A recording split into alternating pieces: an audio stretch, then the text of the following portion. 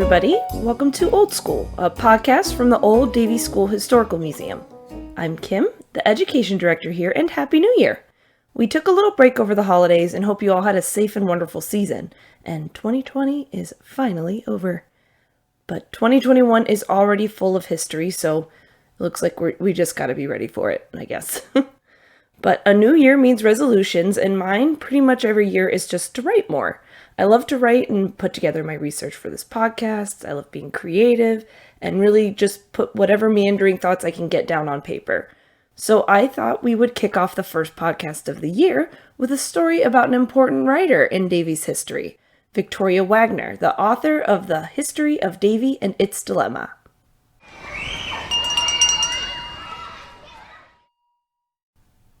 Victoria Ray Evans was born in Pennsylvania on January 24, 1898.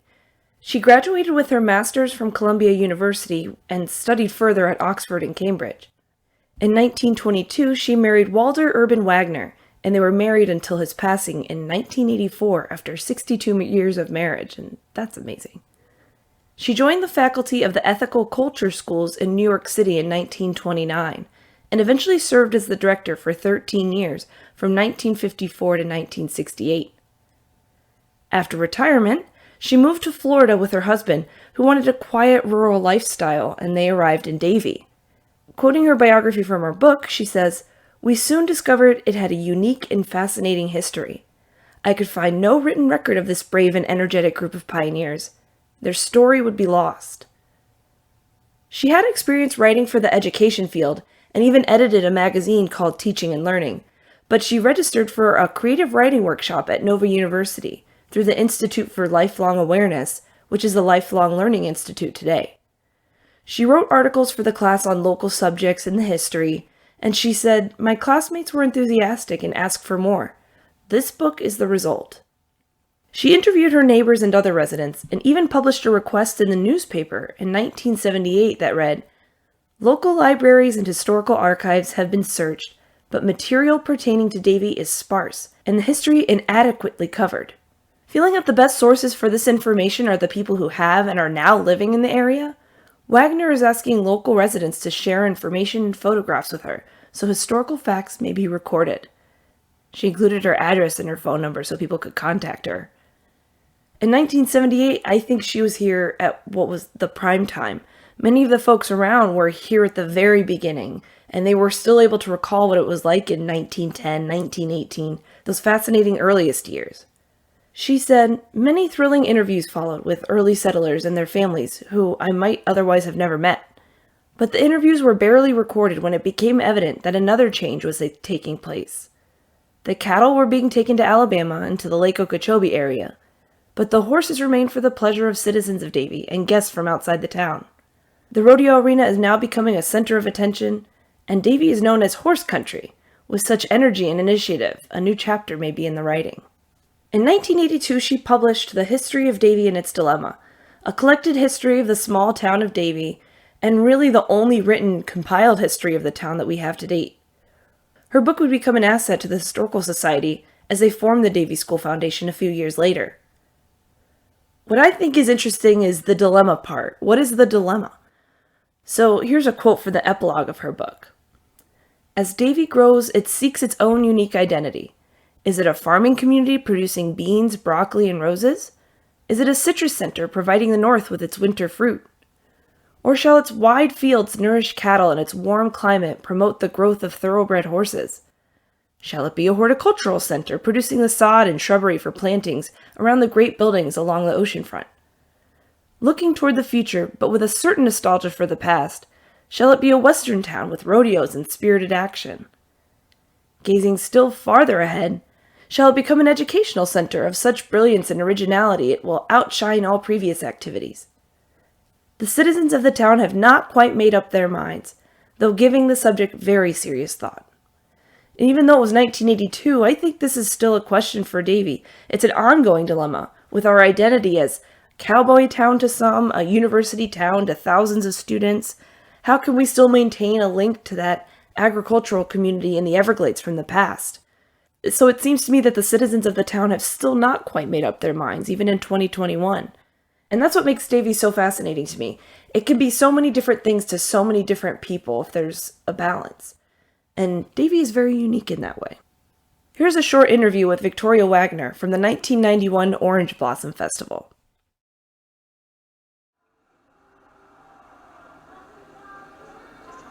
I came from New York City when I had retired. I was head of the ethical culture schools in New York City, the private schools. And we came down here because my husband was retiring and not well, and he wanted a quiet, rural town to live in. And as you know now, it's no longer a quiet, rural town, but it's still a wonderful town. And I'm not going to tell you my whole life story because I think that would take too long since I'm now 93.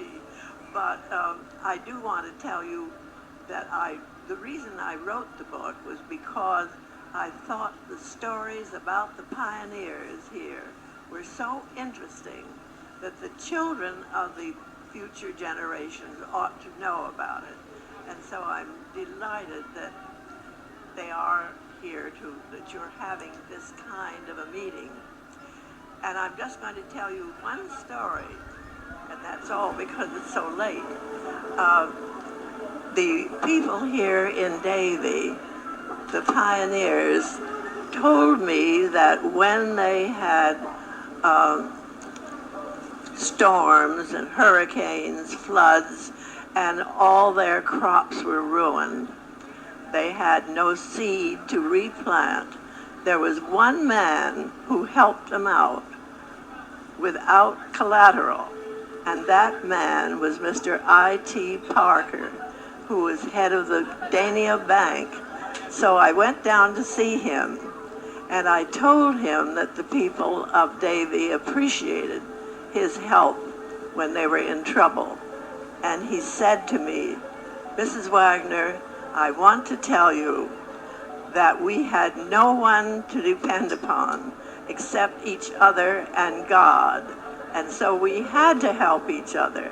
And furthermore, I want to tell you that when they got the money and bought the seed and replanted their farms, they always paid back every penny."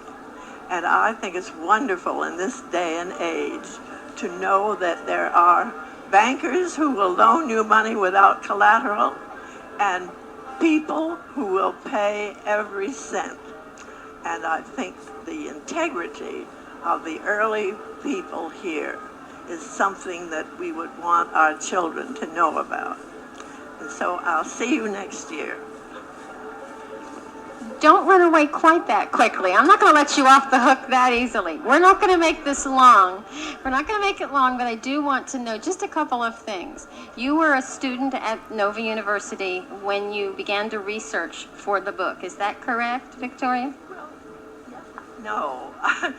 I had several degrees by that time, but when I came down here, I wanted to take a course in writing, creative writing, because I have a theory that education is really very fascinating, but most of the books about it are very dull. So I thought I would try to learn how to write a book about education that would be read. And so I did take a course in creative writing and at Nova with Rosemary Jones.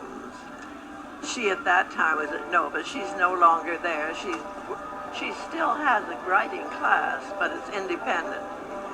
And I still haven't finished the book on education, but I'm hoping that before I die, I'll get that book done. But in the meantime, I wrote a very short article about Davie, and the people in the class said, "Well, we didn't know that. Why don't you write some more?" So I did, and that's the book. And I just want to delve a little bit into how you researched the book. For those of us who, may or may not someday wish we could write a book, how did you approach that? What did you do first and second and so forth? Well, I went to the library. I went to the library in Fort Lauderdale, and I went to the library here. Nobody had anything about Davie. I went to the Historical Association. They said, no, we wish you'd go and get something. And so I did have one friend who was a volunteer at the library, the Women's Club Library here in Davie. And she said, why don't you go to the pioneers? And they're the ones who really know. So I did, and that was wonderful because they not only were most generous in loaning me pictures for the book. The pictures in the book themselves are worth looking at if you don't read anything else in it. I love them. But Esther Prithrick was the volunteer librarian at that time, and she was the one that made the suggestion, and I followed it through. And then I just went to see these people who were here in the town that you've heard today and others, and they were all very helpful, and I enjoyed them so much. There was just one that wasn't mentioned today, and that was Mary Lloyd. She was the first one I went to, and we discovered we were twins. We were the same age, and she had such a fascinating story to tell about how her family came here. They came all the way from Canada, and there were 11 children in the family, one a baby in arms, and they came in by an old boat, and it was an old Mississippi riverboat, and it creaked, and as they came into the ocean, it practically fell apart. But the children had never been on a boat before, so they didn't know that. And they managed to get all the way here. But that old boat on its next trip was bringing in some cement and other supplies, and it went down and couldn't be reclaimed. Fortunately, the children were safe at home by that time. But that's the kind of fascinating tales that these pioneers have to tell over and over. And I just felt it would be too bad if the children of the next generation didn't know about it. Victoria Wagner passed away on November 17, 1998 at 100 years old. An amazing contributor to the world of education and to preserving the history of Davie, so thank you very much, Mrs. Wagner. If you'd like to read the history of Davie and its dilemma, copies are available at the Old Davie School gift shop for $5, and it's also available in local libraries. If you have any questions or suggestions for future episodes, please email me at education@olddavieschool.org.